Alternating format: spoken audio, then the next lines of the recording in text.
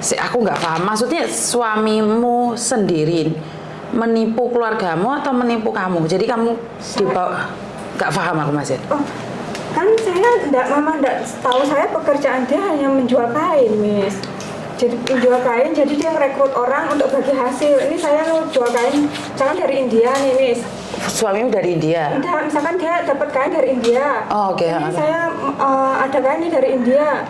Modalnya sekian, misalkan 20 juta. Oh enggak, ini naruh modal sama saya, nanti bagi hasil. Seperti itu loh, Miss. Oke, terus? Itu seperti itu. Ternyata dia itu bohong. Terus? Bohongnya sampai segitu banyaknya orang. Sampai palek saya, bule, emas sepupu itu ikut nanam modal itu sama sekali dia tidak cerita sama saya. Oke, terus? Setelah kejadian seperti itu banyak orang nyari, mas saya itu ya otomatis musuhin saya. Karena mungkin setahu mas saya itu saya istrinya, pasti cerita ya, Miss. Tapi padahal sama sekali dia tidak cerita sama sekali sama saya. Terus? Nah setelah itu kan saya memang hubungan sama orang tua tidak baik ya. Intinya saya nikah tuh kurang setuju lah. Orang tua sudah feeling tidak enak lah gitu. Terus akhirnya lah kok dia itu kayak tidak tahu gimana ya, orang tuh kayak digendam atau gimana saya nggak tahu. Jadi minta rumah ibu saya itu digajikan ke bank 100 juta. Nah 100 juta itu dia ambil. Nah, kemudian dia setiap cerita ke orang itu bahwa mobil dan lain sebagainya itu dia yang beli. Kalau misalkan saya tidak bisa mengembalikan uang kamu ambil aja uang mobil mertua saya, karena mobil mertua saya itu saya yang beli, katanya seperti itu. Nah, setelah kejadian itu 6 bulan hamil, saya bed rest. Dia tanya sama saya, dia bilang kamu pulang aja ke Pekanbaru sama keluarga saya, nanti lahiran di sana. Karena dia tahu mungkin saya banyak pikiran kan. Nah setelah di Pekanbaru itu kamu kembalilah ke sana, selesaikan masalahmu. Sebenarnya ada apa? Saya kan tanya. Nggak tanya, dia itu yang ngomong, dia bilang ditipu lah. Dia itu mengakunya ditipu, tapi orang yang sebanyak itu mengaku ke saya ditipu sama dia. Jadi saya kan bingung, Miss. Sampai uang saya juga 50 juta yang itu entah berantah. Udah di itu. Lah kamu tahu deh suamimu dari mana? Lah kok kamu menikah tiba-tiba dengan orang yang tidak kamu kenal? Saya kenal satu RT sama dia, Miss. Satu RT? Lah satu RT masa nggak tahu kegiatannya setiap hari nih? Kalau kamu tahu satu RT loh, berapa lama kamu kenal dia? Saya kan sama dia beda 8 tahun. Ya lama, saya kan kenal satu RT dan kita ikut kegiatan Karang Taruna itu, Miss. Terus? Ya udah kita menikah gitu, tapi orang tua memang nggak setuju. Kenapa orang tuamu nggak setuju katanya? Karena dia orang seberang. Orang seberang itu orang mana? Orang Padang. Orang Padang. Kamu orang? Orang Jawa Timur. Orang Jawa Timur? Iya. Oke. Lah kok kamu bilang satu RT terus sekarang orang seberang gimana tuh, nggak paham saya? Dia itu tinggal di situ bersama omnya dulunya. Berapa lama? Lama bertahun-tahun. 10 tahun ke atas. Oke. Iya. Terus kamu nikah sama dia di kampungmu juga? Iya. Kalau nikah di kampungmu juga? Saya nikah di Jawa. Di kampungmu juga? Iya. Tapi ibumu tidak setuju? Ibu saya kurang setuju. Tapi tetap menikah? Iya. Masalah saya. Oke, setelah menikah kamu dibawa ke Jakarta? Enggak. Setelah saya menikah, saya di Jawa sampai hamil anak pertama. Hamil anak pertama, anak saya usia 6 tahun, saya dibawa kembali ke Jakarta. Tapi yang saya bikin, memang saya kan agak janggalnya itu seperti ini. Kakak saya kan selalu bilang, dia ini setiap bulan itu bisa penghasilannya sekian puluh juta, ratusan juta ya, Miss. Tapi saya itu nggak masuk akalnya, kenapa? Kok dia ngasih saya hanya 800.000, 500.000 itu setiap bulan, Miss. Oke, jadi ya. Dia ngomong pendapatannya besar. Mas sepupu saya yang ikut tanam modal sama dia. Mas saya itu kan polisi. Loh, masmu polisi masuk kena dihapusi? Ya makanya aku bingung, Miss. Terus? Jadi semua orang itu kayak dimintain uang dia aja ngalir terus ke dia, Miss. Ya berarti kan dia ada bisnis yang menjanjikan besar, Mbak. Jadi tapi kan nggak pernah cerita sama saya, Miss, sama sekali. Oke. Keluargamu juga nggak cerita. Sekarang giliran ada masalah cerita sama kamu. Kamu salahmu di mana? Kan kamu nggak salah. Menurut pendapat saya kan kamu nggak salah, kamu nggak tahu. Iya, tapi kan mereka nggak percaya lah. Loh, Karena kan oke, saat mereka naruh uang kamu tahu nggak? enggak, sama sekali enggak. Ya kenapa kamu nggak nanya mereka? Kenapa sebelum naruh uang nggak tanya sama saya tahu apa enggak? Terus sekarang masalahnya di mana?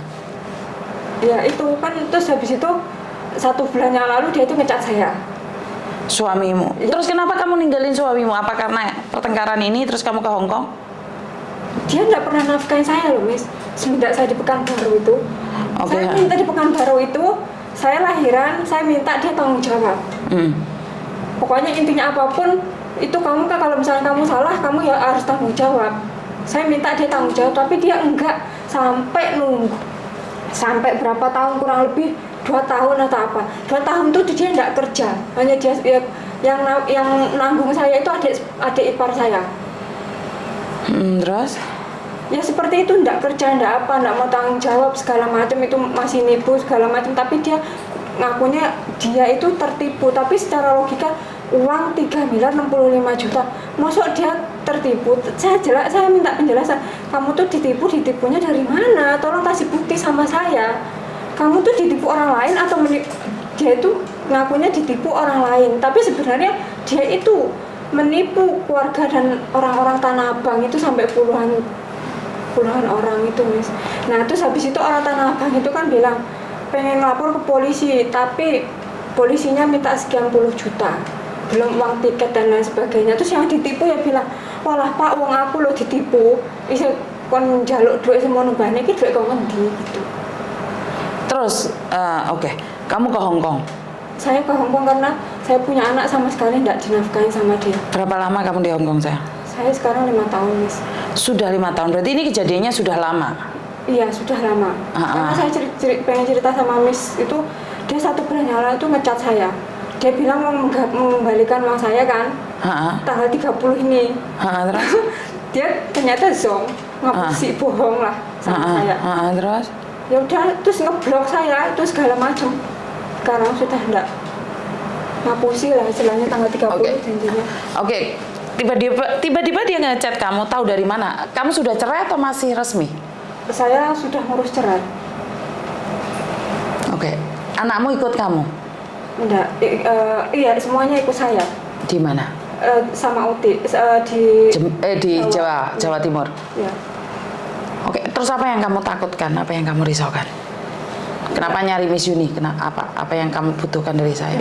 Iya, saya pengen ke Miss Uni itu kalau misalkan suatu saya pengen bawa dia atau ngelaporin dia itu kira-kira gimana? Ngelaporin tentang apa? Dia nipu itu loh, Miss. Nipu siapa? Nipu orang-orang, segala uang saya segala macam, kan saya juga ada bukti segala macam itu. Kamu ada bukti segala macam. Terus ada berapa orang yang ditipu nih? Mereka ngumpul nggak? Masih mau jadi saksi nggak? Itu yang saya susah karena semenjak kejadian ini kan saya kan kembali ke Jakarta ya, Miss. Itu orang tua saya kan nggak nerima anak saya, nggak nerima saya kan. Pokoknya diusir lah. Kamu diusir sama keluargamu sendiri? Oke.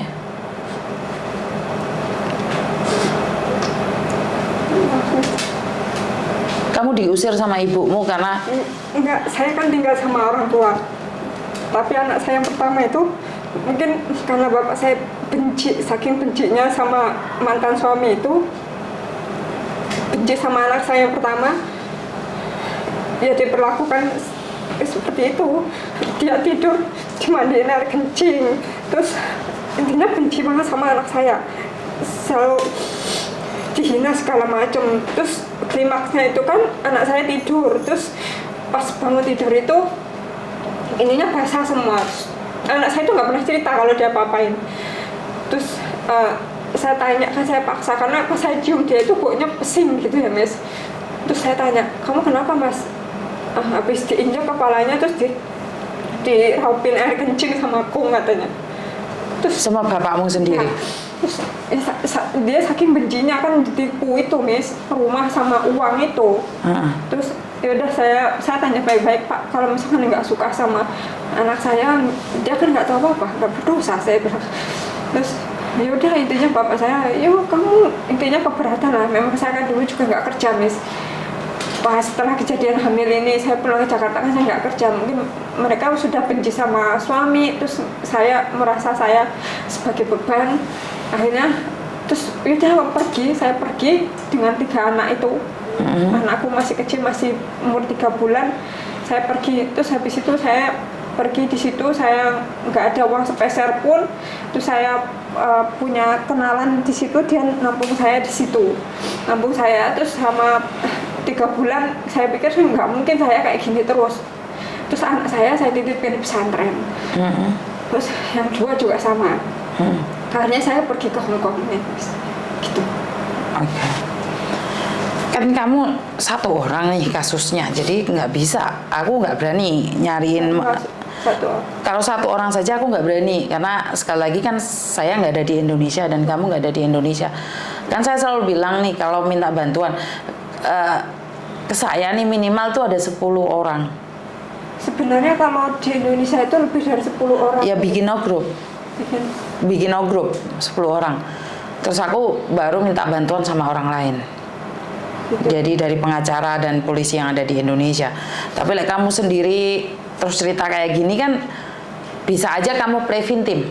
Orang akan memikir, oh dia mantan istri nggak terima, jadi ini kayak gini kayak gitu. Ntar malah saya yang dilaporkan seperti ini seperti itu. Paham nggak? Jadi kalau memang iya ada saksinya, ada buktinya, walaupun kasus sudah lama, nggak apa-apa. Yang penting minimal ada 10 orang. Jadi saya bisa minta ke orang lain untuk membantu. Karena kalau orang lain yang membantu kan, kalau dari tim saya kan nggak minta uang dari kalian 1 sen pun. Bener nggak? Ya, tapi ya kalian harus ada bukti yang kuat. Karena saya sering nolong orang itu nggak jelas semuanya. Setelah kasusnya dibongkar, mereka semua tidak mau. Karena mereka memilih damai. Makanya saya tuh nggak suka sama sekali dengan orang-orang yang pura-pura minta bantuan, terus kita bantu, separuh perjalanan mundur. Itu saya nggak ngeh banget dan saya benci banget. Bukan cuma 1-2, yang dari Indonesia pun banyak. Setelah kita bantu, kita nggak minta terima kasih, tapi lanjutkan kasusnya. Tapi mereka selalu mundur di tengah jalan. Makanya saya selalu bilang, saya tidak percaya dengan semua cerita kalian. Tapi saya juga akan mengambil semua dari sisi baik cerita kalian. Karena banyak orang, kita sudah turun, tim sudah turun, polisi sudah turun, pengacara sudah turun, orangnya kabur yang ngelaporin. Karena sudah dibayar. Paham nggak? Jadi saya nggak mau kalau cuma 1 orang, memang saya nggak mau. 1-2 orang aja saya nggak mau. Berarti minimal harus 10 orang. Betul. Kalau kan 10 orang, jujur memang sebenarnya lebih dari 10 orang. Tapi saya kesulitannya itu, saya kan nggak ada kontak orang-orang yang tertipu itu dulunya. Ya butuh waktu. Kalau sampai aja bilang sulit, apalagi saya yang nggak tahu apa-apa. Benar nggak sih? Saya cuma bantu, apalagi saya nggak kenal jenengan. Saya cuma bantu aja. Kalau kamu bilang kesulitan, apalagi saya. Oh, saya nggak ada data kalian dan nggak tahu siapa-siapa. Saya membantu karena kamu TKW Hong Kong. Kalau kamu bukan TKW Hong Kong, saya akan mikir 2-3 kali. Karena setiap telepon yang masuk tidak semuanya bisa saya angkat. Jadi karena kamu salah satu TKW Hong Kong yang butuh pertolongan, tapi kamu dengan satu syarat, kumpulnya orang-orang itu. Kalau memang iya, ya nyatanya 5 tahun yang lalu kalian bisa mencari satu persatu. Ya kenapa sekarang tidak bisa mencari juga? Jadi mau tidak mau kamu harus mengumpulkan mereka semua. Jadi saya akan minta antar Pak Martin atau Pak siapa yang untuk turun tangan. Karena mereka tidak minta uang dari kalian sama sekali. Tapi ya itu, konsisten, ojo ngomong habis nulis surat semuanya ternyata kalian tidak melanjutkan. Itu aku paling benci. Jadi kalau iya, kalau enggak. Karena setahu saya nih pasti kalau kalian di Indonesia butuh uang.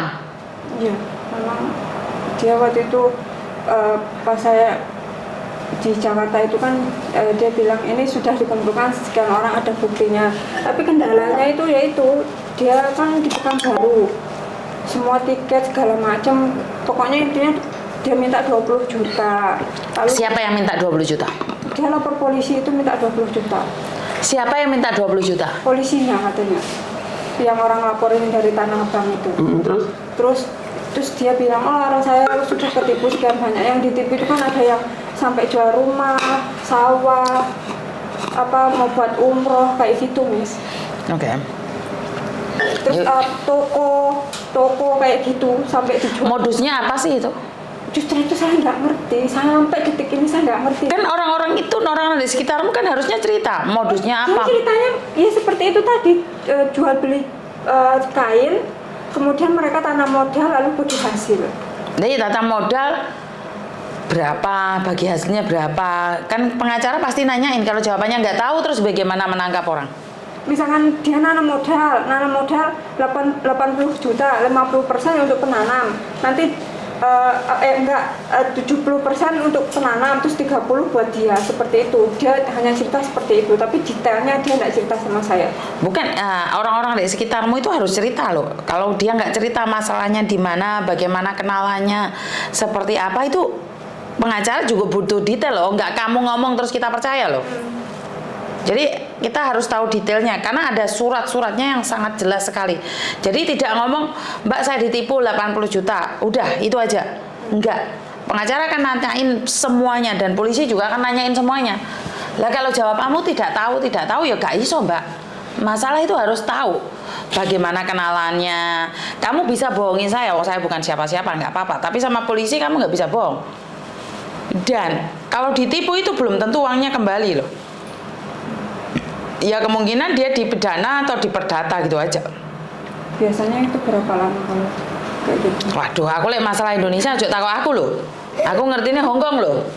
Itu makanya aku kan bilang, syarat untuk mencari pengacara di tempat saya yang gratis, kalian harus tahu detailnya dulu. Aku nggak kepingin ngisi-ngisini diriku sendiri. Karena aku kemarin sudah membantu seseorang laporan di kantor polisi, punyanya KJRI. Timnya KJRI langsung garcep, ternyata wongnya mereset, cangkemnya juga kaplok. Saya paling nggak suka kayak gitu. Karena itu saya tanya sama kamu detailnya dulu sebelum saya nyerahkan datamu ini ke orang lain. Saya harus tahu, kowe iki ngejak guyonan apa tenanan? Serius. Iya, kamu serius, tapi datamu serius nggak? Kalau data saya harus ngumpulin orang-orang. Maka dari itu kan saya kasih tahu nih, kamu boleh ngomong sama saya serius, tapi kan saya harus ada bukti yang serius dan konsisten yang serius. Orang main ngomong tok, saya soalnya ngomong gak usah bondo Mbak. Tapi mereka pakai tenaga. Pengacaraku di Pekanbaru mereka harus ada transportasi, dan kami tidak minta uang 1 sen pun dari kalian. Ini bedanya saya dengan orang lain. Saya tidak minta bantuan apapun. Begitu juga pengacara yang ada di Indonesia, mereka tidak minta uang dari kalian sama sekali 1 sen pun. Tapi kalian nggak detail dan kalian ngomong serius tok, karena bukti nggak bisa kita. Karena kita nggak guyon. Nek kamu guyon, sebaiknya ya kita pedot sampai di sini. Saya tidak ingin meneruskannya. Jadi kamu harus nyari 10 dulu. Kan kamu bilang nih 3 miliar ini gede, 2 miliar ini gede loh. 1 miliar ini gede loh. Makanya harus ada bukti. Tapi masalah hukumannya seperti apa, Indonesia aku nggak ngerti ya, takut aku, karena bukan ranah saya. Saya itu bukan orang yang harus mempelajari ilmu yang bukan ilmu saya. Jadi saya cuma taunya tentang Hongkong, ya udah saya akan bercerita tentang Hongkong. Dan kriterianya 10 orang. Wes. Samen sanggup enggak? Itu terserah jenengan. Saya harus mengumpulkan orang yang 10 orang itu termasuk Enggak dengar? Saya harus mengumpulkan bukti termasuk 10 orang itu, Miss. Yo no. Orang tua saya, Pak Lek, Bule. Iya, termasuk toh. Kamu harus berdamai dengan mereka. Saat ini sudah baik. Lah iya. Lah iya, kamu harus kan kamu bisa nanya kenapa mereka bisa tertipu, kenapa nggak ngomong sama kamu, semuanya kan bisa ditanya. Kalau mas saya yang sepupu itu memang dia bilangnya seperti itu. Dia itu kayak gini, Mas ini ada kain dari ini, sampean mau nggak kita bagi hasil? Dia tak kasih tahu ya Mbak ya, bisnis tidak semudah ngomong kayak gitu. Dan pengacara tidak semudah percaya dengan apa yang kalian katakan. Kalian bohong, pengacara akan menilai kamu berbicara bohong. Kowe iki gak bayar aku, kowe ngopo ngapusi aku. Itu paling mereka nggak nge. Karena itu aku bilang, tanyakan sama mereka sedetail apapun. Jadi aku akan percaya omonganmu, tapi masalah pengacara percaya nggak sama omonganmu. Mereka kira mau bayar, ojo dihapusi. Wes kuwi tok pesenku. Jadi kumpulkan semua keluargamu, ngobrol. Ada 10 orang, itu bisa dikasuskan ke di Indonesia, itu lebih mudah. Karena semua korbannya ada di Indonesia. Tapi harus ada bukti. Ngerti? Kalau memang api ingin diangkat, harus ada bukti. Ojo main ngomong tok. Karena Miss Yuni sering dihapusi. Paham? Ada yang lain lagi? Nah, jadi kumpulkan semua keluargamu, setelah ada datanya semua, kamu kasih tahu aku, dan aku akan tanyakan sama pengacaraku yang ada di Indonesia. Karena sekali lagi, beda dengan pengacara lek yang bayar. Lek yang bayar, kau ngomong apa kan mereka terserah. Tapi ini gak bayar, udah sampai dihapusi. Ya, paham? Ada yang lain lagi? Ya wes, makasih ya. Terima kasih. Itu cepitannya gore nih. Bisa mulai.